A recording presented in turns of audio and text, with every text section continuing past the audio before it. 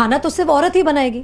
आदमी रात भर काम करे तो घर वाले कहते हैं कितना काम करना पड़ता है बेचारे को। औरत रात भर काम करे, ऐसा कौन सा काम आ गया जो रात भर करना पड़ता है। इसके अलावा हमें रोज ऐसी चीजों के बारे में सोचना पड़ता है जो सिर्फ और सिर्फ एक औरत ही समझ सकती है। ब्रा का स्ट्रैप तो नहीं दिख रहा, वो जो तब से घूर रहा है कुछ उल्टा सीधा तो नहीं करेगा। सर, भीड़ में कोई भी मर्द हमें जब चाहे जहां चाहे छू सकता है, क्योंकि जब औरत पब्लिक प्लेस में होती है तो वो पब्लिक प्रॉपर्टी बन जाती है। बसेस में औरतों की सीट्स रिजर्व्ड है, इससे मर्दों को तकलीफ है। कहते हैं बराबरी भी चाहिए और रिजर्वेशन भी।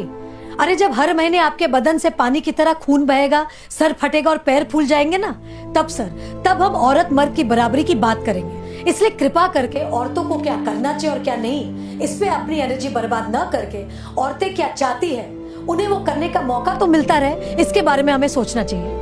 बराबरी तो बहुत दूर की बात है सर, फिलहाल हिस्सेदारी मिल जाए ना, वही बहुत है।